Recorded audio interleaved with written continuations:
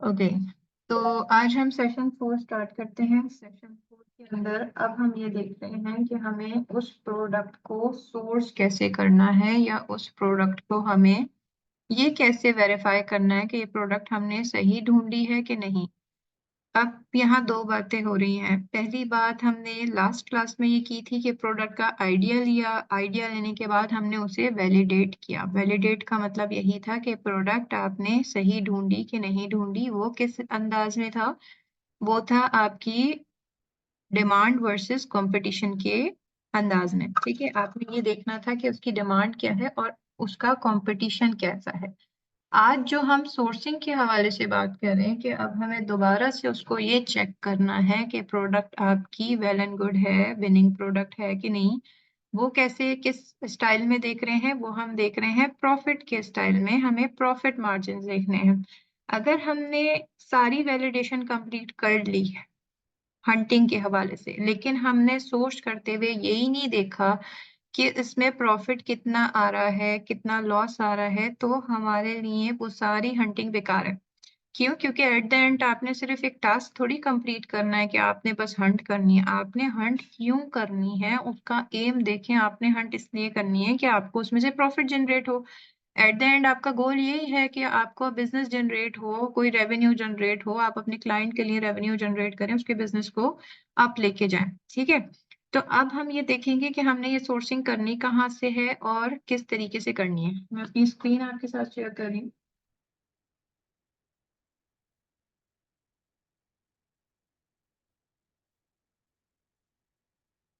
अब हमें सोर्सिंग में ये देखना है कि सोर्सिंग का हमारे पास किस तरीके से हमें सोर्सिंग करनी है और सोर्सिंग का फ्लो हमारे पास क्या होता है, क्या प्रोसेस होता है सोर्स करने का। सोर्स का मतलब है कि आपने पूरी की पूरी जो इन्वेंट्री आपने लेनी है बाय करने के लिए, वो आपने कहाँ से लेनी है। ठीक है, अब सबसे पहले आपने प्रोडक्ट सिलेक्ट किया। प्रोडक्ट सिलेक्ट करने के बाद बात यहाँ खत्म नहीं हुई, हमने उसका पेटेंट जरूर चेक करना है प्राइवेट लेवल के लिए।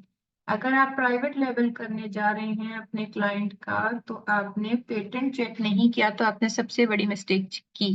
क्यों? क्योंकि आप किसी और की प्रोडक्ट को लॉन्च नहीं कर सकते। पेटेंट का मतलब क्या है? ये चेक करना कि किसी ने उसका ट्रेडमार्क कराया हुआ है, क्या वो उसके ब्रांडेड प्रोडक्ट है, क्या उसने उस प्रोडक्ट को पेटेंट कराया हुआ है। पेटेंट का मतलब है कि आप उस डिजाइन को कॉपी नहीं कर सकते, आप उस स्टाइल की प्रोडक्ट को बिल्कुल एग्जैक्टली सेम लॉन्च नहीं कर सकते। और आप उस, अगर पेटेंट दो तरीके के होते हैं, एक होता है डिजाइन का और एक होता है फंक्शन का। फंक्शन का बहुत कम लोग कराते हैं, ज्यादातर लोग डिजाइन का कराते हैं। सो हम पहले डिजाइन का पेटेंट चेक करते हैं। अगर एक वाटर बॉटल मेरे डिजाइन की है, मैंने उसका पेटेंट कराया हुआ है, आपने भी हंटिंग करी, हंटिंग करते करते आपको वही बॉटल समझ आ गई, आपने कहा ओके ये डिजाइन तो बड़ा अच्छा लग रहा है, अब हम भी इसको लॉन्च कर देते हैं। लेकिन आप उसका पेटेंट चेक कराना भूल गए। मेरे पास पेटेंट था, मैंने ऑलरेडी पेड किया हुआ है, उसकी पूरी फीस पे की हुई है कि मेरा डिजाइन कोई और कॉपी नहीं कर सकता। आपने कर लिया, आपको पता ही नहीं चला कि पेटेंट चेक करना भी था कि नहीं करना था। आपने अपने क्लाइंट को भी बता दिया ये विनिंग प्रोडक्ट है, वेल एंड गुड है, हम इसके 500 यूनिट 1000 यूनिट हम इसके बाय कर लेते हैं। बाय करके आपने इन्वेंट्री पहुंचा दी अमेजोन में, सारी सेलिंग वेलिंग सब स्टार्ट हो गई। मुझे दिख गई आपकी प्रोडक्ट, मैंने कहा ये क्या हो रहा है, ये तो मेरा पेटेंट प्रोडक्ट था, ये आप कैसे लेके जा सकते हैं। मैंने आपकी कंप्लेन कर दी। ठीक है, अब जब मैंने कंप्लेन की, अमेजोन ने क्या किया? अमेजोन ने आपकी पूरी लिस्टिंग को बंद कर दिया। आपके ऊपर हेल्थ आपकी अकाउंट की अलग डिस्टर्ब हुई, आपके ऊपर कंप्लेन आ गई, पॉलिसी वायलेशन हो गई, आईपी इंफ्रिंजमेंट हो गई। ठीक है, अब अमेजोन ने क्या किया? अमेजोन ने आपकी वो सेल करने वाली लिस्टिंग ही बंद कर दी। उसने कहा आप सेल नहीं कर सकते इस प्रोडक्ट को क्योंकि इस पे कॉपीराइट का इश्यू आ गया। अब आप क्या करेंगे अपने क्लाइंट के लिए? कुछ नहीं कर सकते, क्योंकि आपके क्लाइंट ने आपको बोलना है कि आपको तो कुछ पता ही नहीं है, आप कहाँ से, आपने ये सारी चीजें मुझे ओके करके दे दी कि ठीक है ये आप इसको लेके चलें, बहुत अच्छा प्रोडक्ट है, विनिंग प्रोडक्ट है। ठीक है, तो यहाँ आके फंस जाते हैं। तो आपको सबसे पहले प्रोडक्ट सेलेक्ट करने के बाद पेटेंट चेक करवाना है। उसकी सर्विसेज मिलती हैं, वो आप वहां से सर्विसेज बाय कर सकते हैं फ्रीलांसिंग प्लेटफॉर्म से, वहां से आपको पेटेंट चेक हो जाएगा। उसके बाद आपने सोर्सिंग की तरफ जाना है। सोर्स कैसे करेंगे? हमारे पास दो तरीके की सोर्सिंग होती है, या तो हम लोकल मार्केट में सोर्स करते हैं या फिर हम इंटरनेशनली सोर्स करते हैं।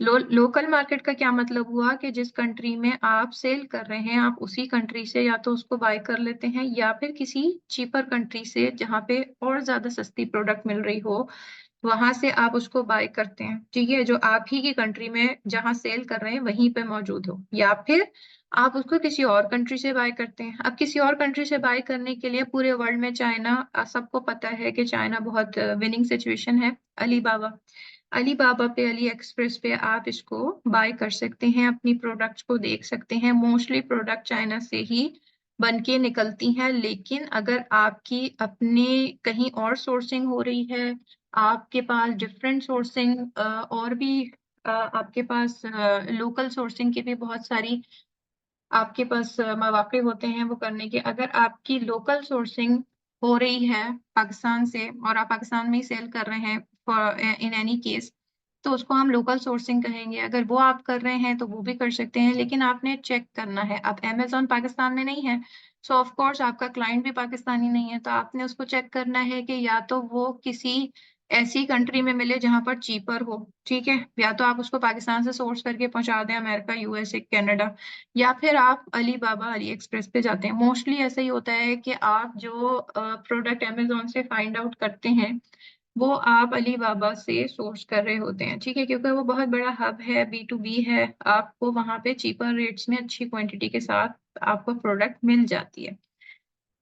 कुछ चीजें ऐसी हैं जो पाकिस्तान से भी सोर्स होती हैं, जैसे कि स्पोर्ट्स का सामान। आपको सबको अगर नहीं आइडिया या है भी तो अच्छी बात है, आप स्पोर्ट्स का सामान अपने पाकिस्तान से भी सोर्स करवा सकते हैं। अगर आप कोई क्लोथिंग का कर रहे हैं तो क्लोथिंग पाकिस्तान से बहुत अच्छी जाती है। ठीक है, तो इस तरीके से आपने ये सोर्सिंग देखनी पड़ती है कि किस चीज की सोर्सिंग कर रहे हैं और कहाँ उसको लेकर जा रहे हैं। तो हमारा जो मेन मकसद होता है सोर्स की जगह डिसाइड करने का, कि हमें किस प्लेस से सोर्सिंग करनी है, वो होता है कि हमें कम से कम बजट के साथ हमारी प्रोडक्ट लॉन्च हो जाए।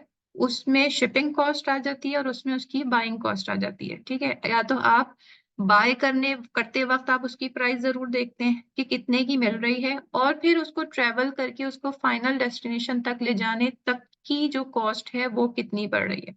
इसकी इस इन सारे सिनेरियोस को देखते हुए आप अपनी सोर्सिंग डिसाइड करते हैं।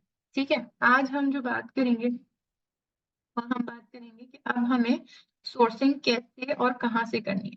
पहले आपने पेटेंट चेक कर लिया, पेटेंट चेक करने के बाद आपने सोर्सिंग के सप्लायर्स चेक कर लिए, कहाँ से मिल रही है, कितने के मिल रही है, ये सारी चीजें। फिर आपने उन सप्लायर्स पे, अब जैसे आप अपने नॉर्मल रेगुलर शॉपिंग पे जाते हैं, आप एक जगह से तो बाय नहीं कर लेते, पहले आप देखते हैं मैं मार्केट देख लूं, उसके बाद फिर हम बाय करते हैं। लाइक फर्नीचर हो गया या कोई और एक्सपेंसिव थिंग हो गई या गोल्ड हो गया, तो आप पहले ये नहीं कहते कि मैं एक शॉप पे आया और मैंने यहीं से बाय कर लिया क्योंकि ये मुझे पहले मिल गई। नहीं, आप पहले ये देखते हैं क्वालिटी कैसी है, सप्लायर का अपना एटीट्यूड कैसा है, क्या वो अच्छे से रिस्पॉन्ड कर रहा है, क्या कस्टमर सर्विस है, क्या उसकी क्वालिटी है, क्या वो कितने में वो सेल आउट कर रहा है, उसको कितना प्रॉफिट लग रहा है, वो मुझे कितना दे रहा होगा, कितनी नेगोशिएशन कर रहा है, अपने क्लाइंट को वैल्यू दे रहा है नहीं दे रहा, मार्केट में कितने अरसे से बैठा है। आपने ये सारी चीजें वहां पे नोट कर रहे होते हैं आप अपनी रेगुलर शॉपिंग्स में भी। तो यही चीज आपने यहाँ भी करनी है। आपने पहले इवेलुएट करना है कि क्या कौन कौन से सप्लायर्स बेहतर हैं जो ये प्रोडक्ट आपको प्रोवाइड कर सकते हैं। आपने एक लिस्ट बनानी है, लिस्ट बनाने के बाद आपने 5 सप्लायर को फाइनलाइज करना है। 5 को क्यों करना है उसका रीजन बताते हैं। 5 को इसलिए करना है क्योंकि हर जगह हर सैंपल प्रोडक्ट भी अच्छा नहीं होता। अभी आप सारी चीजें सिर्फ इसमें देख रहे हैं, पिक्चर्स में देख रहे हैं। ठीक है, जब आप रियल में सैंपल देखते हैं तो काफी चीजें आपको वहां पता लग जाती हैं। हो सकता है आप टॉप 5 को सिलेक्ट करें और सिलेक्ट करने के बाद आप ये देखें कि उसमें से एक दो का तो सैंपल ही बिल्कुल बेकार है। ठीक है, आपको समझ ही नहीं आ रहा कि ये मटेरियल इन्होंने बहुत ही चीप मटेरियल यूज किया हुआ है। तो आपने ये करना होता है। आप उसके लिए आप देखते हैं कि 3 लोगों का सैंपल आपने सिलेक्ट करना होता है। आपने सप्लायर पहले सिलेक्ट कर लिए, सप्लायर से आपने कहा मुझे सैंपल दिखाओ, मुझे सैंपल चाहिए। आपने उनसे सैंपल मंगाया, सैंपल की क्वालिटी आपने चेक करी।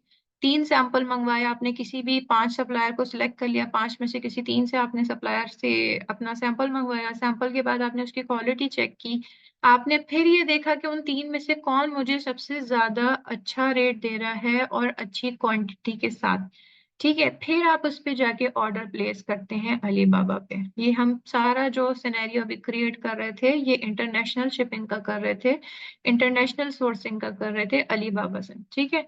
अगर आपकी लोकल है तो आपने सिनेरियो सारे यही आपने अप्लाई करने हैं, लेकिन आप उसमें ज़रूर अपनी मार्केट ज़रूर देखेंगे कि कितने लोग उसमें से बेहतर रेट आपको दे रहे हैं, क्या क्वालिटी है, किसका सैंपल अच्छा है, किसका नहीं है। क्योंकि अलीबाबा आपकी आँखों के सामने नहीं है। सारी चीज़ें पिक्चर्स पे होती हैं, इस वज़ह से आपने उसका सैंपल देखना पड़ता है मँगवा के, फिज़िकली या फिर वीडियो पे। लेकिन अगर आप अपनी कंट्री से सोर्स कर रहे हैं और आपकी आँखों के सामने सैंपल है, तो फिर आपको सैंपल ऑर्डर करने की ज़रूरत नहीं रहती। ठीक है? तो ये हमारे पास सिनेरियो होता है। अब हम ये देखते हैं कि सप्लायर सिलेक्शन का क्राइटेरिया क्या है? ये पूरा फ्लो आपको पता चल गया। अब हम ये देखेंगे कि किस बिना पर हम सप्लायर को सिलेक्ट करते हैं। हमने अलीबाबा की बात की, तो अलीबाबा पे मैं आपको दिखाना चाहूँगी कि अलीबाबा क्या है, कैसी नज़र आती है। आप गूगल जाते हैं, गूगल पे जाके आपने लिखा अलीबाबा, ठीक है? इसकी पूरी वेबसाइट आपके सामने आ जाती है alibaba.com। आपने इसको ओपन किया।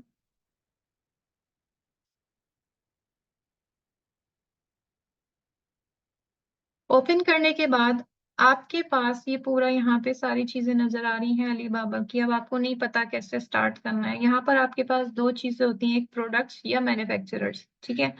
आप प्रोडक्ट्स में जाके जो भी प्रोडक्ट आपने सिलेक्ट की है वो आप यहाँ पर लिख देते हैं। जैसे कि मैंने अगर सिलेक्ट किया फिंगर एक्सरसाइजर, तो मैं यहाँ पर लिख दूंगी फिंगर एक्सरसाइजर। एक और इम्पॉर्टेंट बात है जो काफी लोगों को नहीं पता होती, यहाँ पे एक कैमरे का निशान है। अगर आप इसको सिलेक्ट करें और एक प्रोडक्ट आपने ऐसी सिलेक्ट की हो जिसका आपको नाम तक ना पता हो, आपको लगे कि नहीं मुझे इसका नाम नहीं समझ आ रहा, या मैं जिस नाम से यहाँ सर्च कर रहा हूँ वो यहाँ पर सर्च नहीं हो पा रही, मुझे नहीं मिल रही, तो आपने वो पिक्चर यहाँ पे अपलोड कर देनी है, ठीक है? जब आप पिक्चर अपलोड करेंगे तो अलीबाबा खुद आपको उससे रेलिवेंट या वैसे ही प्रोडक्ट के सारे सैंपल्स और सारे सप्लायर्स के नाम यहाँ पर आपको निकाल के दे देगा, ठीक है? अब मैं अभी आपके साथ जाती हूँ फिंगर एक्सरसाइजर पे। ये फिंगर एक्सरसाइजर क्या है, चेक करते हैं। ये फिंगर एक्सरसाइजर होता है जो फिंगर की स्ट्रेंथनिंग में हेल्प करता है, ठीक है? ये एक लाइक आप इसको एक्सरसाइजिंग टूल कह लें कि ये बहुत करामद है। अब आप यहाँ देखिए, जो हमने बात की कि आपको 5 सप्लायर देखने होते हैं, ठीक है? मुझे तो लगेगा कि यहाँ मुझे जो प्रोडक्ट चाहिए वो शायद 1 या 2 के पास ही अवेलेबल हो, लेकिन यहाँ देखिए कितने लोगों के पास अवेलेबल है। ये 1, ये 2,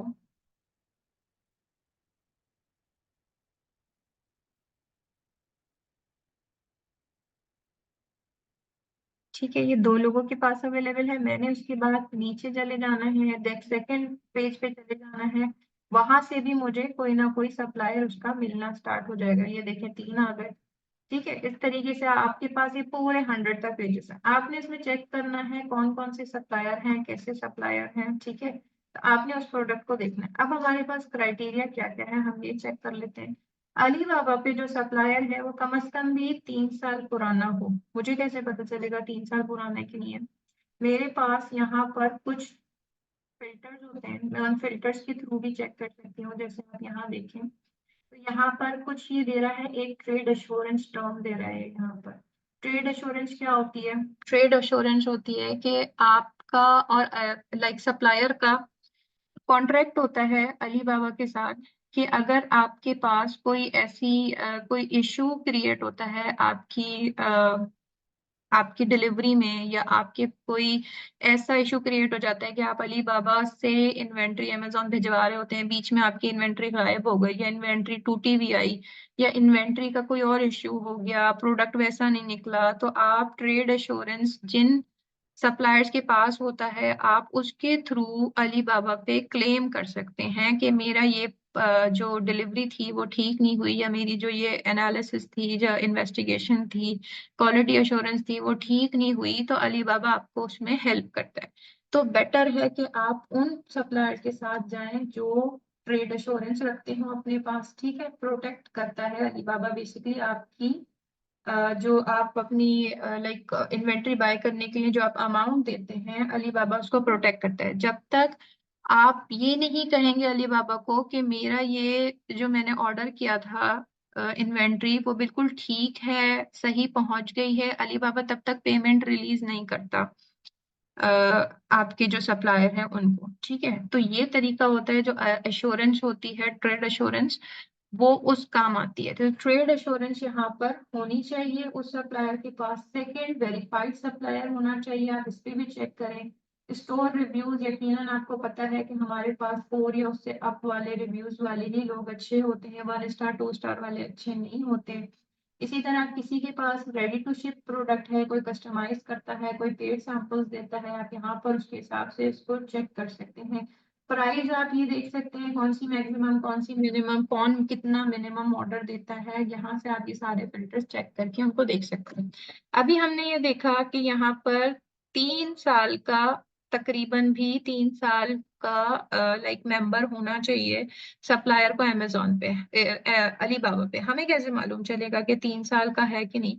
अगर आप यहाँ देखें तो ये देखें लिखा हुआ है 15 ईयर्स, इसको देखें तो लिखा हुआ है 8 ईयर्स, इसको देखें लिखा हुआ है 1 ईयर। इसका मतलब ये इतने साल से यहाँ पर है, काम कर रहे हैं। ठीक है, तो ये चीज हमने पहले देखनी है कि कम से कम भी 3 साल का मेंबर होना चाहिए। Response rate less than 6 hours होना चाहिए। रिस्पॉन्स रेट मुझे कैसे पता चलेगा? लेट सपोज मैंने इस सप्लायर को अगर खोला, मुझे ये समझ आता है, अब यहाँ पे आपके पास लिखा है चैट नाउ, आप डायरेक्ट इधर चैट नाउ को ओपन करके उस सप्लायर से चैट भी कर सकते हैं। अदरवाइज अगर मुझे चेक करना है कि इसकी कंपनी क्या है, तो ये कंपनी का नाम लिखा हुआ है यहाँ पर, यहाँ लिखा है 15 रिसेंट इंक्वायरीज हो चुकी हैं, इनका मिनिमम ऑर्डर 100 पीस का है, ये इतने डॉलर का दे रहे हैं। ठीक है, और वेरीफाइड भी हैं इनके पास। 3 डायमंड है, ये क्या होते हैं अभी बताती हूँ। उसके बाद ये 8 ईयर्स के हो गए हैं, और ये इनके रिव्यूज हैं, इनकी रेटिंग भी 4.8 है, जो रेटिंग की हमने बात की। अब हम ये देख रहे हैं कि इनका रिस्पांस रेट कैसा है, मुझे चेक करना है इनका रिस्पांस रेट कैसा है, मुझे कैसे पता चलेगा? अब मैंने उस लिंक पे क्लिक किया था और ये एक विंडो मेरे पास खुल गई उस सप्लायर के इस प्रोडक्ट की। ठीक है, अब इस प्रोडक्ट से मैं बहुत कुछ यहाँ से इस पेज से देख सकती हूँ। मैं यहाँ से ये देख सकती हूँ कि कितने लोगों ने इसको बाय किया, इसको 9 लोग बाय कर चुके हैं, इसकी वीडियो भी नजर आ गई मुझे, यहाँ पे इसकी पूरी डिटेल नजर आ रही है। यहाँ पे मुझे और भी डिटेल नजर आ रही है कि मुझे 100 से 3000 पीसेस लेने हो तो रेट क्या होगा, और ज्यादा लेने हो तो रेट क्या होगा, और ज्यादा लेने हो तो रेट क्या होगा। ये 2 कलर्स में अवेलेबल हैं यहाँ पर। मैं चाहूँ तो ऑर्डर फौरन स्टार्ट कर सकती हूँ, मैं चाहूँ तो कॉन्टेक्ट सप्लाई कर सकती हूँ। जो हमने ऑर्डर सैंपल करने की बात की वो भी यहाँ पर अवेलेबल है कि यहाँ से आप ऑर्डर भी कर सकते हैं सैंपल को।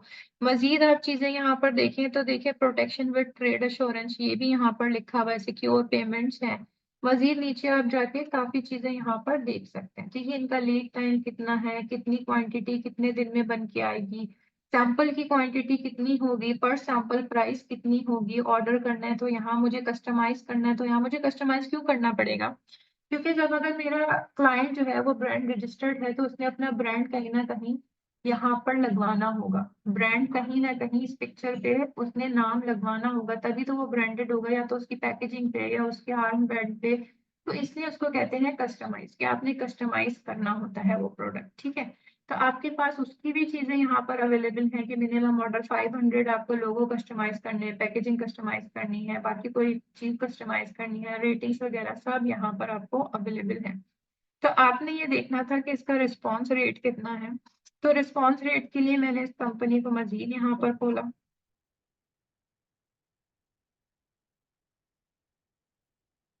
मुझे यहाँ पे सारी चीजें इसकी नजर आ रही हैं, कुछ बेहतर लग रही है काफी। प्रोफाइल पे चली गई मैं, कंपनी की प्रोफाइल रेटिंग यहाँ पर देख सकती हूँ। तो मुझे अभी तक ये नजर आ रहा है कि ये सारी चीजें इसकी बेहतर चल रही हैं। मैं इसकी कंपनी को मजीद भी खोल के यहाँ पर देख सकती हूँ उसमें और कौन कौन से प्रोडक्ट्स अवेलेबल हैं। ठीक है, अच्छा यहाँ पर ही आपको कहीं चीजें नजर आ जाती हैं कि इनका क्या सिनेरियो है, ये किस तरह के हैं। अगर यहाँ पे मुझे रिस्पॉन्स रेट नजर नहीं आ रहा, लेकिन यहाँ पे मुझे उनके रिव्यूज नजर आ रहे हैं, ये सारी चीजें मुझे यहाँ पर नजर आ रही हैं।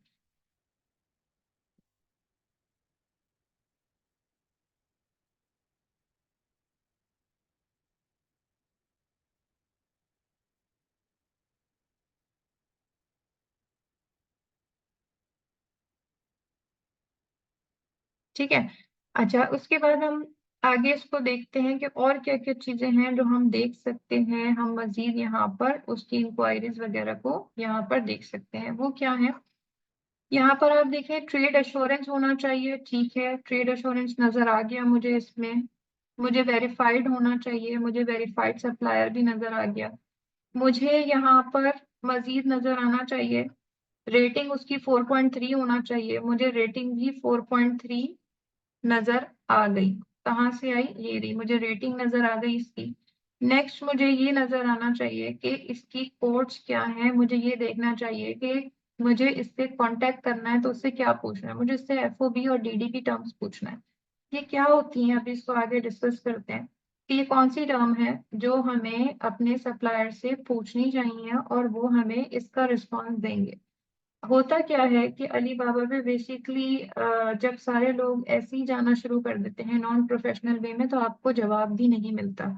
अली बाबा पे आपको प्रोफेशनल वे में जाना चाहिए और उनसे उसी स्टाइल में बात करनी चाहिए, तो वो आपको जवाब देते हैं। अगर आप उनसे डायरेक्ट पूछेंगे मुझे इसकी प्राइस बता दो, मुझे ये बता दो डिलीवरी चार्जेस क्या हैं, आप ये प्रॉपर टर्म्स यूज नहीं करेंगे, तो वो समझ जाएंगे कि आप इतने ज्यादा प्रोफेशनल नहीं हैं। तो आपको ये शिपिंग टर्म्स यूज करनी पड़ती हैं। ये क्या है, हम इसको आगे लेक्चर में डिस्कस करते हैं। वो जब आप उनसे पूछते हैं तो वो फिर आपको प्रॉपर एंटरटेन भी करते हैं, आपसे बात भी करते हैं और आपको निगोशिएट भी करते हैं, आंसर भी करते हैं। इसी तरह उनके पास रेलिवेंट सर्टिफिकेशंस भी होती हैं। वो आप देख सकते हैं, अगर कोई ब्यूटी प्रोडक्ट, कोई बेबी प्रोडक्ट, किसी और प्रोडक्ट में जा रहे हैं तो वहां पर आप ये चीजें देख सकते हैं कि रेलिवेंट सर्टिफिकेशन उनके पास है कि नहीं है। वो मुझे कैसे पता चलेगा, मैं इधर कंपनी में गई थी आगे, ये कंपनी जो पूरी खुली है यहाँ पर, उसमें मेरे पास सारी चीजें अवेलेबल होंगी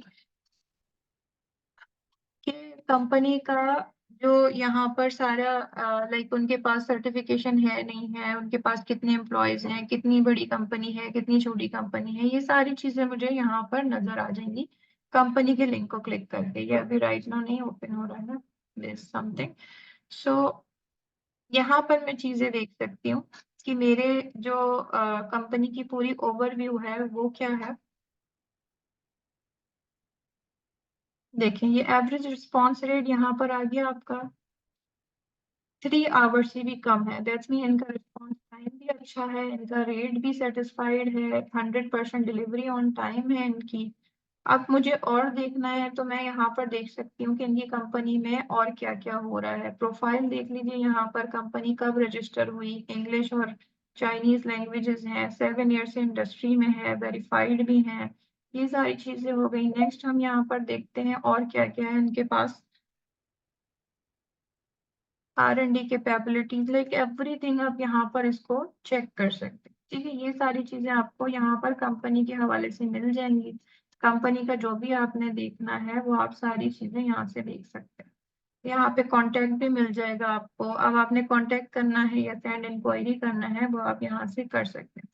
तो ये सारी चीजें, कंपनी की वेबसाइट है यहाँ पर, मोबाइल फोन सब एवरीथिंग यहाँ पर आपके पास होगा। अब आपने करना क्या है ये हम डिस्कस करते हैं।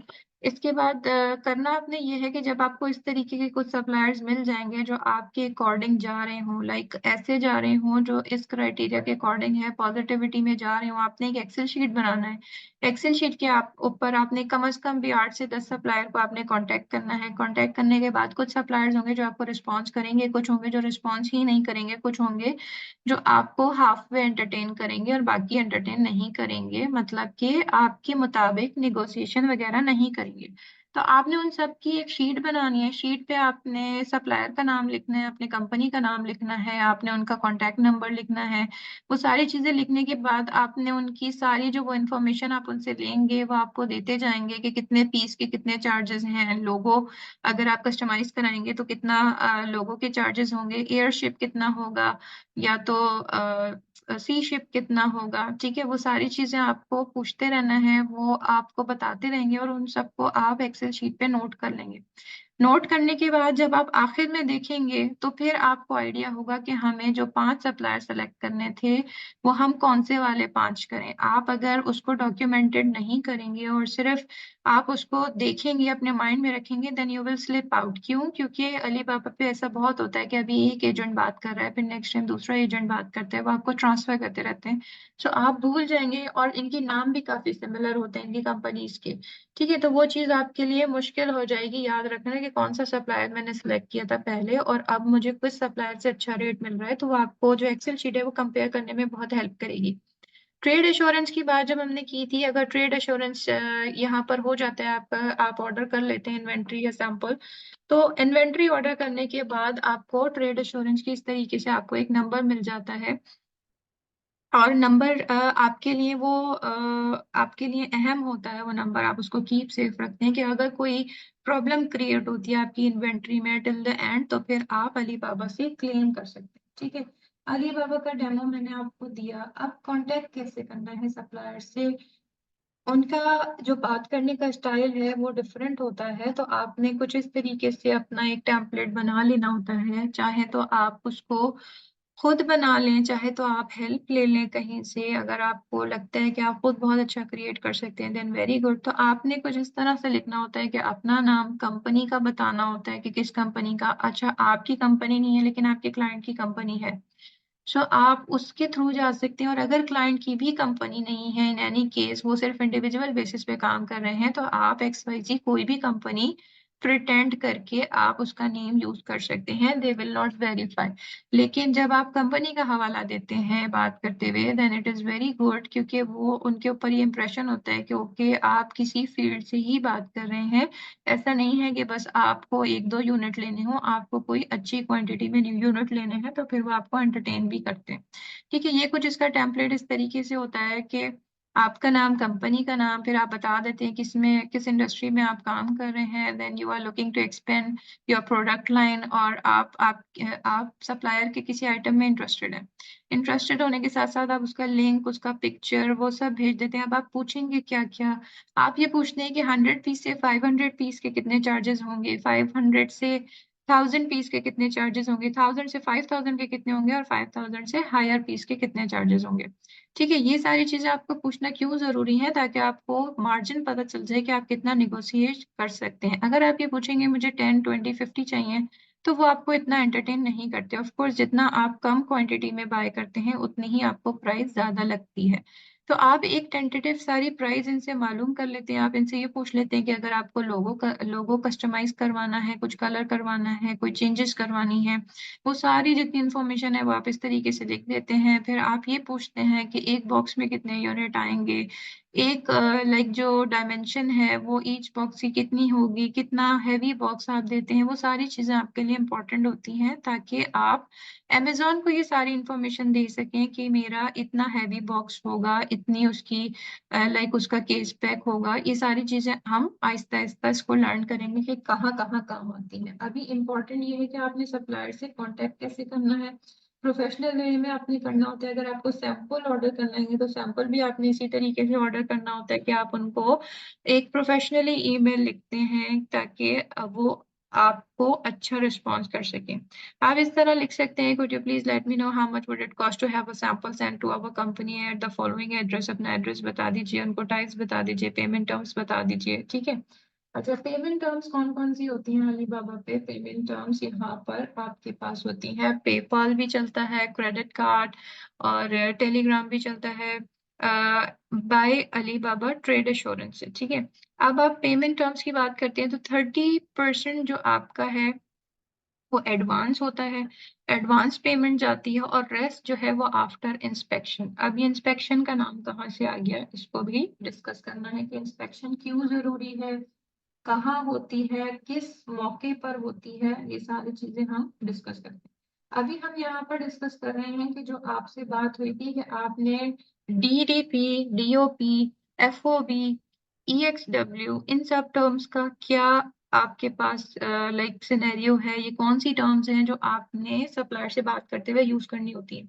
अच्छा, EXW क्या होता है? X works. इसका मतलब क्या है कि जो गुड्स हैं वो जो भी सप्लायर बना रहा है वो उसकी लोकेशन पे ही रहती हैं, और जो ट्रांसपोर्टेशन की कॉस्ट है या जो सारी कॉस्ट है फाइनल डेस्टिनेशन तक पहुंचाने की, वो आपने पहुंचानी होती हैं। आपने उस सारी चीजों को बेयर करना होता है। इसका मतलब क्या हुआ कि अलीबाबा पे आपने अगर किसी सप्लायर को बोला कि हम ये ऑर्डर डन करते हैं, आप हमें EXW बता दें। EXW का मतलब क्या है कि उसने वो अपनी फैक्ट्री में बनाई और बनाने तक, डब्बे में पैक करने तक की जो कॉस्ट थी वो EXW कहलाएगी।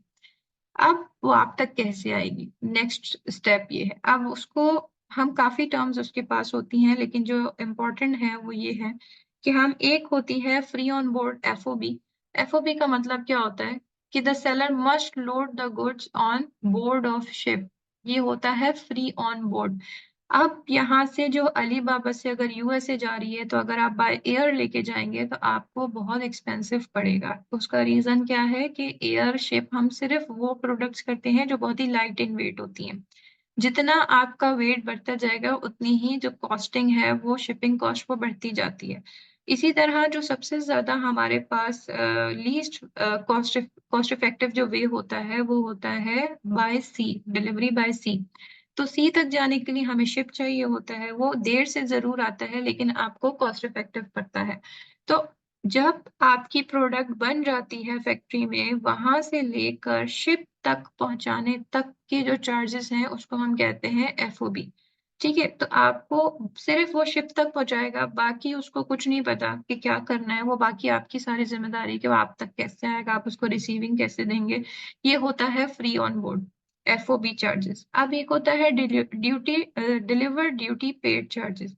इसका मतलब क्या हुआ कि आपकी जो अलीबाबा पे आपने सप्लायर से डील डन की है, वहां से लेकर अमेजोन के वेयर हाउस तक जितनी भी चीजें होंगी, जितनी भी कॉस्टिंग आएगी, कोई टैक्स आता है, कोई और रिस्क होता है, वो सारी चीजें कॉस्ट और रिस्क आपका सप्लायर बेयर करता है, आपको कुछ नहीं करना पड़ता।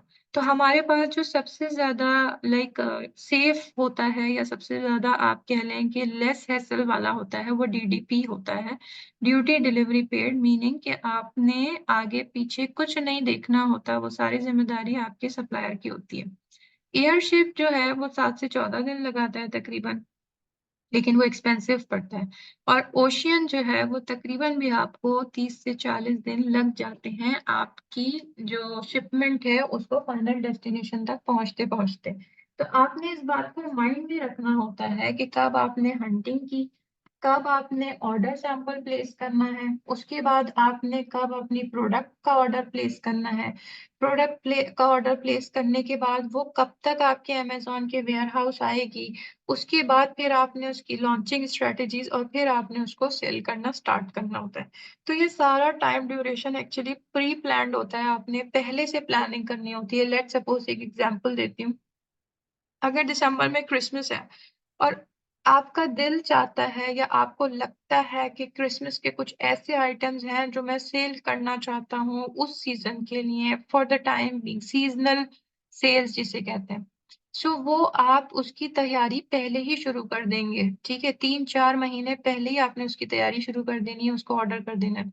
इसी तरह दूसरी एग्जांपल लेते हैं, अगर आपने एक प्रोडक्ट अच्छे से लॉन्च करा दी, आपने उसके 1500 यूनिट आपने अमेजोन वेयर हाउस पहुंचा दिए और वो सेल होना भी स्टार्ट हो गए, अब आपको दूसरी इन्वेंट्री चाहिए। तो आपको पहले से ये देखना है कि ये 30 to 40 डेज इसको लगेंगे कम से कम मेरे पास आने तक। तो मुझे उसका हिसाब रखना है कि ये एक दफा रन आउट नहीं होनी चाहिए मेरी इन्वेंट्री, बल्कि उससे पहले पहले मेरी दूसरी इन्वेंट्री आ जानी चाहिए। ठीक है, तो ये चीजें आपने देखनी होती हैं बीच में। अब हम इसके साथ एक चीज और देख रहे हैं कि कांटेक्ट भी कर लिया सप्लायर्स को, इनको टर्म्स भी चेक कर ली। अब इनको टर्म्स चेक करने के साथ अब हमारे पास क्या हो रहा है, हमें प्रॉफिट मार्जिन भी तो चेक करना है, जो सबसे इम्पोर्टेंट है। वो प्रॉफिट मार्जिन चेक करने के लिए हमें पहले ये चेक करना पड़ेगा कि अमेजोन की फीसेस क्या हैं, अमेजोन कहाँ कहाँ हमसे फीसेस चार्ज कर रहा होता है, और फिर एट द एंड हमें क्या प्रॉफिट मिलेगा। अमेजोन की सबसे पहले है FBA फीस। FBA फीस मतलब कि अमेजोन कहाँ पर आपसे फीस ले रहा है एफबीए, मतलब फुलफिलमेंट बाय अमेजोन। ठीक है, अब आपने अपनी पूरी प्रोडक्ट आपने रेडी कर ली, ऑर्डर कर ली, ऑर्डर करके आपने अमेजोन के वेयर हाउस भेजी। आपके पास दो तरीके थे, आप या तो अपने पास मंगवा लेते या अमेजोन के वेयर हाउस भेज देते। वेयर हाउस भेजी तो एफबीए हो गया, अपने पास रखी तो एफबीएम हो गया। ठीक है। आप एफबीए अगर आप दे रहे हैं अमेजोन को, तो अमेजोन उसको कहीं ना कहीं वेयर हाउस में रख रहा है, तो अमेजोन उसकी फीस चार्ज करेगा, वो फ्री में नहीं रखेगा। ठीक है, उसको हम कहते हैं अमेजोन एफबीए फीस। दूसरी फीस है अमेजोन रेफरल फीस। इसका मतलब क्या है कि अमेजोन आपको अपने प्लेटफॉर्म पे बेचने की इजाजत दे रहा है, वो उसकी भी फीस रखता है। हर कैटेगरी के हिसाब से डिफरेंट फीस होती है, तकरीबन भी 15% होती है ये फीस। अगर आप बेबी कैटेगरी में कर रहे हैं तो उसकी फीस डिफरेंट हो सकती है, अगर आप पैट कैटेगरी में कर रहे हैं उसकी फीस डिफरेंट हो सकती है। इसी तरह मंथली इन्वेंट्री स्टोरेज फीस, जो आपने स्टोर किया है वहां पर वेयर हाउस में, उसकी फीस क्यूबिक फीट के हिसाब से मंथली बेसिस पे चार्ज होगी। अच्छा, एफबीए फीस जो है वो वेयर हाउस में रखने के साथ साथ जो आप आगे पहुंचा रहे हैं, जो डिलीवरी दे रहे हैं, उसकी फीस है एफबीए। ठीक है, और मंथली स्टोरेज फीस जो वहां पर वेयर हाउस में रखी जा रही है, वो फीस है मंथली स्टोरेज फीस। उसके साथ हमें एडवर्टाइजमेंट भी करनी पड़ती है। कब? जब हम वो प्रोडक्ट को लाइव कर देते हैं अपने सिस्टम पे। फिर लोगों को नजर कैसे आएगी हमारी प्रोडक्ट, उसको नजर भी आना होता है, लोगों को दिखाना होता है, इम्प्रूव करना होता है, विजिबिलिटी बढ़ानी होती है।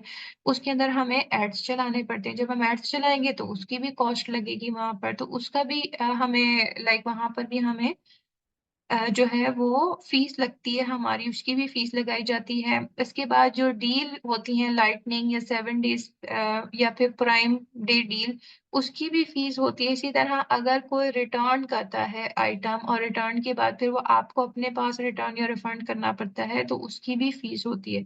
इसी तरह आप कुछ और फीसेस भी हो सकती हैं। जो कौन सी फीसेस हैं कि आपने अपने घर इन्वेंट्री बुला ली, अपने घर इन्वेंट्री के बाद अब आपको अमेजोन पहुंचाना है, तो अमेजोन कैरियर पार्टनर वहां पे यूज होता है। ठीक है, उसकी भी फीस हो सकती है। इसी तरह आपको लेबल या प्रैप सर्विस लेनी पड़ती है। उसका मतलब क्या हुआ, हम आगे डिस्कस करेंगे कि लेबलिंग की कहाँ जरूरत पड़ती है, और प्रैप सर्विस किसको कहते हैं, वो भी हमें उसकी भी चार्जेस रखने पड़ते हैं। इसी तरह इन्वेंट्री प्लेसमेंट फीस वगैरह, ये सारी फीसेस हमारे पास होती हैं। अब जब हमें प्रॉफिट चाहिए तो हमें इन सबको भी कंसीडर करना पड़ता है। अब प्रॉफिट हमें कैसे मिलेगा, लेट्स सी। प्रॉफिट मार्जिन कैसे निकालते हैं, हम यूएई मार्केट की बात कर रहे हैं। अगर मैंने ये आपको फिंगर एक्सरसाइजर यहाँ दिखाया, लेट्स सपोज दिस, अब इसके साथ मुझे पहले ही पेज पे तो ये नजर आ गया, मैं बाकी को भी जरा चेक कर लेती हूँ। जैसे ये मुझे नजर आए, अब इनका मिनिमम ऑर्डर है 200 सेट। यहाँ पर मिनिमम ऑर्डर कितना है, 100 सेट। यहाँ पर इसकी प्राइस है $0.60 यहाँ पर इसकी प्राइस है $0.80 यहाँ पर 2 इयर्स का एक्सपीरियंस है, यहाँ पर इनको तकरीबन भी 8 इयर्स का है। यहाँ वेरीफाइड है और 3 डायमंड्स देता है। डायमंड्स का मतलब यही होता है कि ये अच्छे से अपनी डिलीवरी जो है वो दे रहे हैं, और इनका जो रिस्पॉन्स रेट है वो अच्छा है। ये डायमंड भी इस बात को शो करते हैं। यहाँ पर आप अगर देखें तो इनका एक ही डायमंड है, वो भी कलरफुल नहीं है। ठीक है, इसी तरह इनकी एक ही रिव्यू है।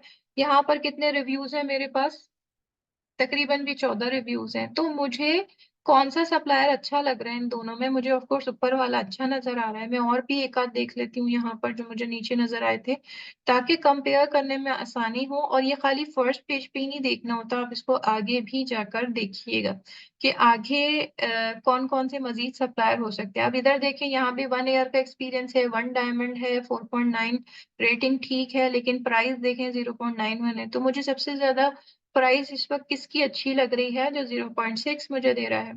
ठीक है, अब ये 0.6 मुझे प्राइस दे रहे हैं कितने यूनिट्स की। अब मैं इसको प्रॉफिट कैसे निकालूंगी, मुझे कैसे पता लगेगा कि मुझे ये सारी फीसेस माइनस करके मुझे आखिर में जाके कितना मिलेगा। ठीक है, तो ये सारी चीजें हमें जब चेक करनी है तो मैं आपको दिखाती हूँ अमेजोन ए। ये अमेजोन यूएई पे मैंने सिर्फ लिखा है फिंगर एक्सरसाइजर। ठीक है, फिंगर एक्सरसाइजर लिखने के बाद मेरे पास इतने सारे यहाँ पर प्रोडक्ट्स आ गए हैं, जो कि आपको तकरीबन वही शक्ल की नजर आ रहे होंगे। ठीक है, अब हम देखते हैं कि इसके अंदर हमें प्राइस क्या शो हो रही है तकरीबन भी। जैसे कि इसको देख लें तो ये 12.9 का सेल हो रहा है, ये 10 का सेल हो रहा है। आगे देखते हैं, ये 24 का सेल हो रहा है, लेकिन ये सेट ऑफ 2 हो गया है। नेक्स्ट हम देखते हैं यहाँ पर, ये भी काफी चीजों के साथ है। ये 49 का हो गया, ये यहाँ पर 100 का इन्होंने दिया हुआ है, यहाँ 17 का दिया हुआ है। मुझे कैसे पता चलेगा कि मैं कौन सी प्राइस रखूं? मैं ऑफ कोर्स यहाँ पे टूल यूज करूंगी और टूल यूज करके देखूंगी कि किसकी कितनी सेल्स है, किसका कितना अच्छा रेवेन्यू जनरेट हो रहा है। ऑफ कोर्स वही इसके अंदर काम कर रहा होगा। अब हम यहाँ पे देख रहे हैं कि ऑलमोस्ट इसकी समहाउ जो प्राइस है वो इसकी 10 से लेके 17 तक सिंगल प्रोडक्ट की नजर आ रही। अब मुझे यहाँ पे चेक करना है कि मेरे पास यहाँ पर $0.6 का ये मिल रहा है। मैं डॉलर को पहले यूएई में कन्वर्ट करूंगी, एईडी में। ठीक है, डॉलर को एईडी में कन्वर्ट करने के बाद मुझे पता लग जाएगा कि ये कितने का सेल कर रहा है और मुझे उसमें से प्रॉफिट कैसे निकालना है। इसका एक तरीका है, मैं यहाँ पर आपको दिखा देती हूँ कि हमारे पास एक रेवेन्यू कैलकुलेटर होता है। अभी तक जो मैं आप लोगों से बात करती थी कि अमेजोन का एक सेलर सेंट्रल होता है, एक बैकएंड पे अकाउंट होता है amazon.com, amazon.ae के अलावा वो ये होता है। ठीक है, ये डैशबोर्ड है, इसके बारे में हम नेक्स्ट क्लास में बात करेंगे कि ये क्या है, कैसे यूज करना है। अभी फॉर द टाइम बीइंग हम यहाँ पर बात कर रहे हैं रेवेन्यू कैलकुलेटर की, जो आपको हेल्प करेगा कि आपके पास कितना प्रॉफिट मार्जिन आना है और कैसे निकल रहा है वो प्रॉफिट मार्जिन। मैंने रेवेन्यू कैलकुलेटर यहाँ लिखा, मेरे पास मेरे क्लाइंट का अकाउंट था, मैंने यहाँ पे रेवेन्यू कैलकुलेटर सर्च में लिखा, यहाँ से मैंने रेवेन्यू कैलकुलेटर को ओपन कर लिया।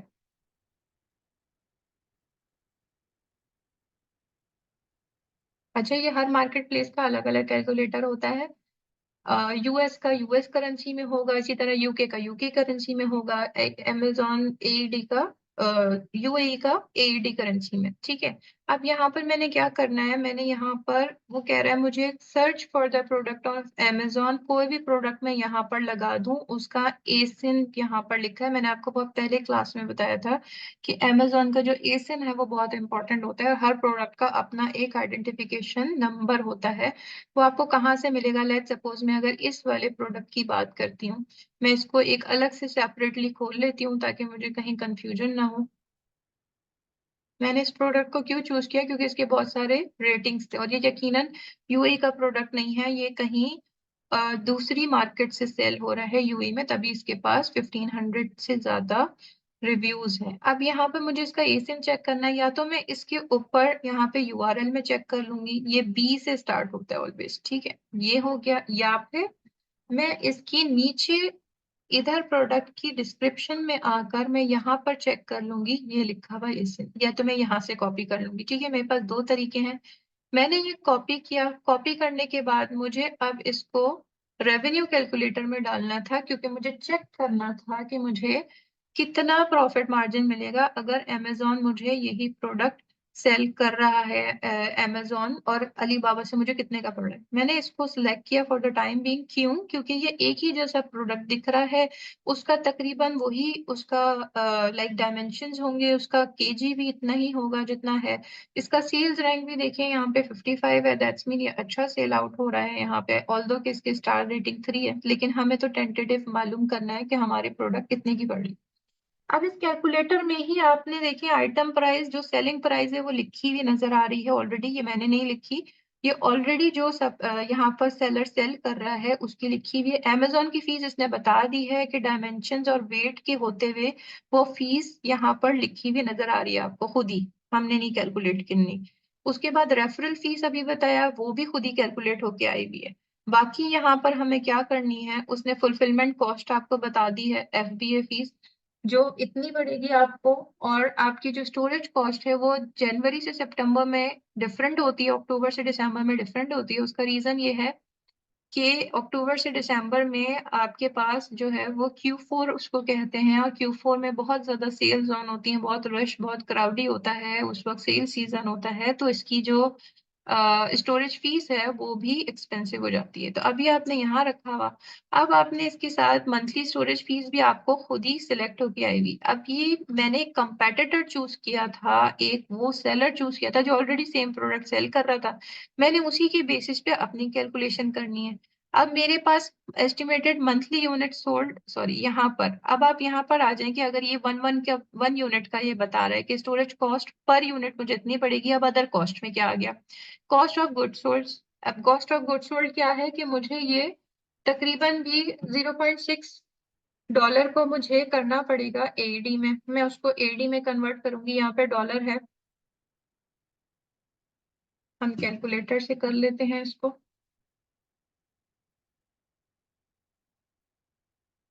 $0.6 का मुझे एक पीस पड़ रहा था, 0.6। अब मैं इसको एडी में कन्वर्ट करूंगी तो एडी है 3.67। इसका मतलब ये मुझे 2.2 एडी का पड़ रहा है।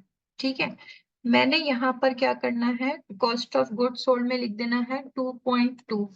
ये मुझे 2.2 एडी का पड़ रहा है एक पीस अलीबाबा पे। अब ये सारी इसमें कॉस्टिंग भी आएगी। इसके बाद मिसलिनियस कॉस्ट की हमने बात की, वो कौन सी कॉस्ट है जो यहाँ पर अभी आपको बताई जा रही थी कि कौन कौन सी कॉस्ट है इसके अंदर। आप डिफरेंट फीसेस जो यहाँ पर लिखी हुई थी कि कैरियर पार्टनर या प्रेप सर्विस या लेबलिंग या जो भी है, वो सारी चीजें हम अब डिस्कस करेंगे नेक्स्ट क्लासेस में कि लेबलिंग का करते हुए हमें क्यों इसको कॉस्टिंग करनी होती है। वो सारी कॉस्ट भी हम मिलाकर तकरीबन यहाँ पर लिख देते हैं 4 दरहम, या जो भी आपकी बनती है। मैं इसे अभी टेंटेटिव लिख रही हूँ कि लेट्स सपोज 3 दरहम मेरी बन जाती है तो, और मैं इसको 12 में सेल कर रही हूँ 12.9। इसका मतलब मेरा जो नेट मार्जिन है प्रॉफिट वो नहीं है, मैं लूज हो जाऊंगी यहाँ पे। यहाँ पे मेरी विन सिचुएशन नहीं रहेगी। ठीक है, मुझे कम से कम भी इसको, अगर मैं ज्यादा में सेल आउट करूं जैसे कि 17 या 19, मैंने ये प्राइस चेंज करी, मुझे ये खुद ही यहाँ पे बता देगा कि नहीं, आप जब 19 में सेल करेंगी तो आपको 12% नेट मार्जिन होगा और 2.29 एडी आपको नेट प्रॉफिट होगा। तो हम अपनी जो प्रॉफिट मार्जिन निकालेंगे वो इस कैलकुलेटर के थ्रू निकालेंगे कि मुझे कितने का सेल करना है, मुझे कितनी निगोशिएशन करनी है अलीबाबा से कि मेरा प्रॉफिट इतना बन जाए। हमें कम से कम भी 25% प्रॉफिट चाहिए होता है। 50% हो तो बहुत वेल एंड गुड है, लेकिन कम से कम अगर 25 से भी नीचे आपकी बात जाती है तो फिर आपको नहीं जाना चाहिए उस प्रोडक्ट के साथ या उस सप्लायर के साथ। अब मैंने क्या करना है, मुझे यहाँ पे सिचुएशन पता चली कि ओ ये तो ये सिचुएशन है, मैंने उस सप्लायर से बात करनी है कि मैं आपके साथ रेगुलर बेसिस पे डील कर सकती हूँ, लेकिन पहले हमें कुछ टेस्टिंग के लिए प्रोडक्ट्स चाहिए। अगर आप इस दफा हमें थोड़ा सा नेगोशिएट करके बता दें तो अगर हम मजीद इसको ऑर्डर कर सकते हैं। यहाँ पर आपने कुछ उससे प्रोफेशनल वे में बात करनी है, उससे लॉन्ग टर्म रिलेशनशिप की बात करनी है तो वो आपको डिस्काउंट देते हैं। आपने इनसे डिस्काउंट लेना है, डिस्काउंट लेने के बाद फिर उसके बाद आप यहाँ पर अपनी चीजें सेट करेंगे। आपको कैसे पता चलेगा आपको कितना डिस्काउंट लेना है, इस कैलकुलेटर के थ्रू। मैंने यहाँ पर देखा कि ओके ये मुझे 19 का पड़ा, लेकिन अगर ये मुझे कॉस्ट यहाँ पर मैं 2 कर लेती हूँ तो मुझे 13% मार्जिन हो जाता है। अगर मुझे इतना उसने डिस्काउंट दे दिया अलीबाबा के सप्लायर ने कि मेरी कॉस्टिंग 2 दरम्स हो गई, तो इसका मतलब मुझे 13% डिस्काउंट हो गया। और अगर मैं अपनी प्रेप सर्विसेज वगैरह से और डिस्काउंट ले लिया तो मेरे पास 18% मार्जिन हो गया। ठीक है, इस तरीके से आपने काम करना है। और फाइनली जब आपको 25% से ज्यादा मार्जिन मिलता है तो आप अपनी प्रोडक्ट को फाइनलाइज करते हैं क्लाइंट के लिए, और अगर नहीं मिलता दैट्स मीन वो फेलियर है, वो प्रोडक्ट आपके लिए अच्छी नहीं है। अगर आपने सारी बातचीत कर ली अलीबाबा से, सब सब सप्लायर देख लिया, खाली अलीबाबा का पहला पेज ही नहीं है, आपने उसके बाद में भी जाके देखने होते हैं, आपने दूसरी लोकल सोर्सेज भी देखनी होती हैं। अगर आपने सब जगह से चेक कर लिया, कहीं से भी आपको सोर्सिंग इतनी अच्छी नहीं मिल रही कि आपका प्रॉफिट 25% से ज्यादा हो, देन लीव दैट प्रोडक्ट। उस प्रोडक्ट के साथ आपको नहीं जाना चाहिए क्योंकि वो एट द एंड आपको कोई प्रॉफिट नहीं देने वाली। सही है, तो ये सारी चीजें होती हैं जो आपको अपने माइंड में रखना है। ये सारी फीसेस होती हैं, ये कैलकुलेटर होता है जिसकी वजह से आप ये सारी फीसेस अच्छे से कैलकुलेट कर सकते हैं। अब ये क्या पार्ट है, ये उन लोगों के लिए है जो खुद से शिपिंग दे रहे होते हैं, एफबीएम कर रहे होते हैं। ये पार्ट है एफबीए वालों के लिए, ये पार्ट है एफबीएम वालों के लिए। ठीक है, यहाँ पर भी बहुत इजी है, आप सिर्फ अपनी कॉस्टिंग यहाँ पर रखते हैं और आपको पता चल जाता है कि ठीक है मेरा इतना मार्जिन है। आप ये देखिए यहाँ पर मैंने कुछ नहीं किया, ये वही 12.9 प्राइस लिखी हुई है। इसकी जो बाकी कॉस्टिंग थी, जो फीस थी अमेजोन जो लेने वाला था आपसे एफबीए के नाम पे, रेफरल फीस के नाम पे, स्टोरेज के नाम पे, और बाकी जो जो भी यहाँ पर फीसेस हमने डिस्कस की हैं, लेकिन यहाँ पर वो सारी हमारी बच गई क्योंकि हम खुद उसको डिलीवर करने वाले हैं। आपने मिसलेनियस कॉस्ट लगाई 2, आपने प्रोडक्ट की कॉस्ट लगाई 2 और आपको 55% मार्जिन मिल गया। ठीक है, लेकिन क्या है कि हम कोशिश ये करते हैं कि हम एफबीए पे चले जाएं ताकि हमारे जो रिटर्न के हैसल्स हैं रिफंड एंड रिटर्न के, वो भी अमेजोन मैनेज करते हैं। अगर कोई नेगेटिव रिव्यू आ जाता है, कोई डिलीवरी में डिले हो जाता है अमेजोन की तरफ से, वो भी अमेजोन हैंडल करता है। एफडीएम में ये चीजें आपको हैंडल करनी थोड़ी सी डिफिकल्ट हो जाती है, लेकिन अगर आपका बिजनेस इतना बड़ा है कि आप ये सारी चीजें हैंडल कर सकते हैं, आपके पास इतनी सोर्सेज हैं, आपके पास सारी अवेलेबिलिटी है, देन ऑफ कोर्स आप इसके ऊपर जा सकते हैं। मोस्टली एफडीएम करते हैं हैवी प्रोडक्ट्स के लिए, ताकि आपका जो वेट है और वेट के बाद जो फीसेस हैं वो मैनेज हो जाती हैं एफबीएम के थ्रू।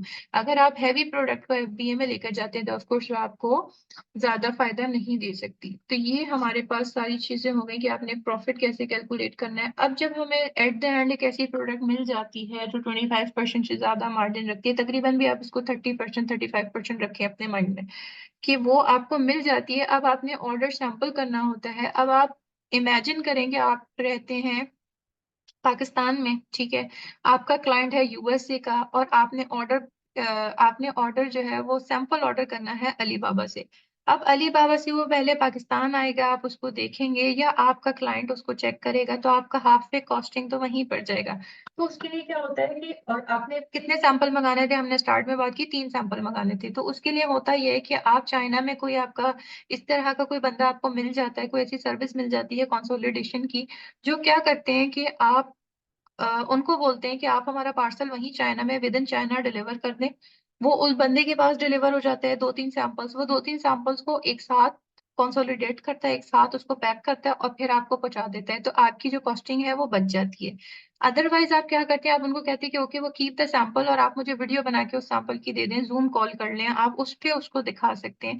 तो आपकी जो ये सैम्पलिंग को शिप करने की और उसको जो एनालाइज करने की कॉस्ट होती है वो आपकी बच जाती है। तो इस तरीके से भी आप अपनी जो कॉस्ट है एट द एंड वो कम कर सकते हैं। ये सर्विस आपको कहाँ मिलती है, ये भी आपको फ्रीलांसिंग प्लेटफॉर्म्स पे मिल जाती है। जब आपने ऑर्डर कर लिया उसके बाद एक आपके पास आता है bill of landing. Bill of landing भी आपको टर्म जानना बहुत जरूरी होती है, क्योंकि अगर कभी आपके पास कोई आपकी इन्वेंट्री मिसिंग हो जाती है या कोई और इशू हो जाता है, तो आपका at the end bill of landing ही काम आता है, उसके ऊपर सारी आपकी डिटेल्स होती हैं। अब हम बात करते हैं कि हमें क्या जरूरत है उसकी एनालिसिस करवाने की, इंस्पेक्शन करवाने की, ठीक है। जो हमारी इन्वेंट्री है उसकी इंस्पेक्शन, ये इंस्पेक्शन एक कंपनी है कीमा, ये बहुत ऑथेंटिक कंपनी होती है, और चाइना में आप इसको हायर कर लेते हैं, और हायर करने के बाद इनका पर इंस्पेक्टर इनके चार्जेस होते हैं। आपको क्यों जरूरत है इंस्पेक्शन करवाने की, क्योंकि जब आप इंस्पेक्शन नहीं कराते तो बहुत सारे धोखे हर जगह मौजूद होते हैं। इस तरह चाइना में भी ऐसा है कि इंस्पेक्शन कराना बहुत जरूरी है आपको, या तो उनके पीसेस कम हो जाते हैं या उनके डिजाइन चेंज हो जाते हैं या उसमें कोई भी डिफेक्ट आ सकता है। तो एक प्रॉपर रिपोर्ट है जो आपको दिखाई जा रही है, और इस रिपोर्ट में इंस्पेक्शन में ये लिखा होता है कि ये इन्वेंट्री पास ऑन हो रही है या फेल हो रही है। क्या क्या टर्म्स यूज होती हैं वो उसका पूरा अपीयरेंस देखेंगे, उसकी डिफेक्टिव पीस देखेंगे, ये देखेंगे कि अगर कोई प्रिंटिंग है तो वो ठीक हुई है कि नहीं हुई, उनके पीसेस कम तो नहीं है, बॉक्सेस कम तो नहीं है, कोई ब्रोकन तो नहीं है, किसी पे कोई ऐसा तो नहीं कि कोई चीपर क्वालिटी हो या कोई ब्रोकन हो गया हो, ये सारी चीजें उन्होंने देखनी होती है। आखिर में जाके वो इसको पास या रिजेक्ट करते हैं। लेट्स सपोज इसने पास कर दी, तो आपके पास एक वैलिड पॉइंट आ गया कि अमेजोन को भी दिखाने के लिए कि जब अमेजोन तक बात पहुंचती है, आपकी इन्वेंट्री पहुंचती है, अमेजोन कहता है नहीं इतने पीसेस मिसिंग है, तो आप कहते हैं कि नहीं मैंने इंस्पेक्शन कराई भी है और ये सारी चीजें वहां से सही डिलीवर हुई हैं, बिल्कुल सही वहां से आगे बढ़ी हैं, अब आप तक आने में कोई प्रॉब्लम हुई है। और अगर वो सारी चीजें आ जाती तो आपके पास एक एक ऑथेंटिसिटी होती है कि ओके मेरी जो प्रोडक्ट है वो बिल्कुल ठीक तरीके से अमेजोन पहुंच गई है। लेकिन अगर ऐसा हो कि आपकी इन्वेंट्री इंस्पेक्शन रिपोर्ट फेल हो जाए, तो उस वक्त क्या करते हैं आप, उस वक्त आपका वो ट्रेड एश्योरेंस काम आता है जो अलीबाबा पे आपके सप्लायर के साथ आपका हुआ हुआ होता है। आप अलीबाबा से कांटेक्ट करते हैं और अलीबाबा को ये कहते हैं कि देखिए ये रिपोर्ट मैंने कराई है, ये फेल हो गई है। अब मैं सप्लायर को नहीं चाहता कि मेरी इन्वेंट्री यहाँ पर इस तरीके से पहुंचे, आप सप्लायर को बोलें कि वो उसको ठीक करके दे मुझे, ठीक है। अब अगर सप्लायर मान जाता है वेरी गुड, लेकिन अगर वो नहीं मानता, वो कहते हैं नहीं हमने तो ठीक काम किया है, कोई ऐसा मसला नहीं है और ये इंस्पेक्शन रिपोर्ट ठीक नहीं है, तो फिर क्या होता है, फिर आप अली बाबा को बोलते हैं, अली बाबा कहते हैं कि ओके फाइन, आप या तो इसको ठीक करके दो प्रोडक्ट्स, या फिर नहीं देते तो हम आपकी अमाउंट रिलीज नहीं करेंगे, ठीक है। अब वो कहते हैं कि नहीं नहीं मैंने तो बिल्कुल, सप्लायर कहते हैं कि नहीं मेरे तो सारे पीसेस बिल्कुल ठीक है, आप आके चेक कर लें, ये इनका इंस्पेक्शन रिपोर्ट ठीक नहीं थी।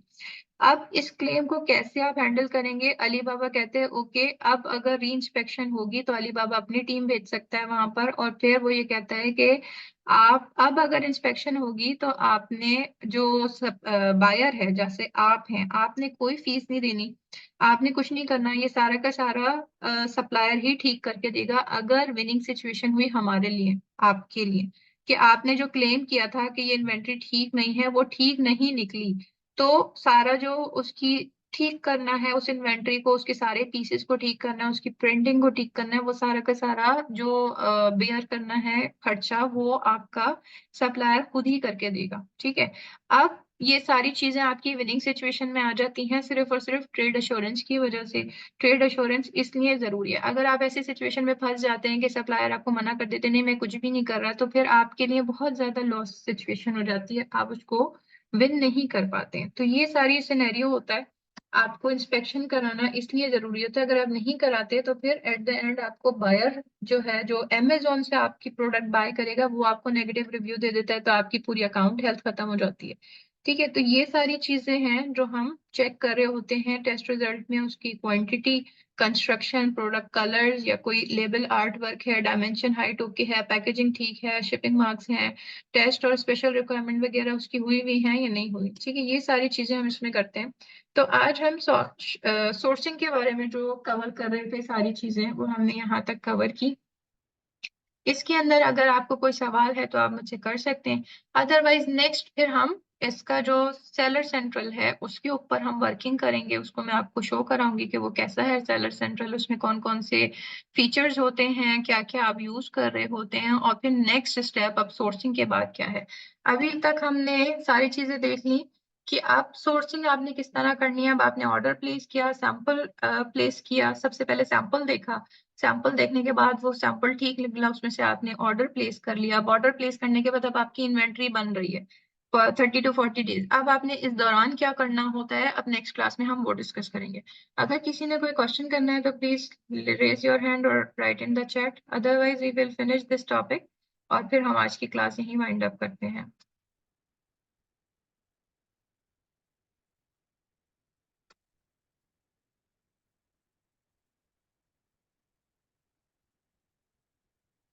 ओके, आई गेस किसी को कुछ नहीं कहना, तो थैंक यू वेरी मच। अगर किसी को कोई क्वेश्चन रह गया हो तो वो मुझे ईमेल कर सकते हैं, और मेरा ईमेल वही ग्रुप में है। Thank you very much. फिर इंशाल्लाह नेक्स्ट क्लास में आप लोगों से मुलाकात होगी और फिर हम नेक्स्ट इसको आगे लेके चलेंगे। Thank you very much. Allah Hafiz.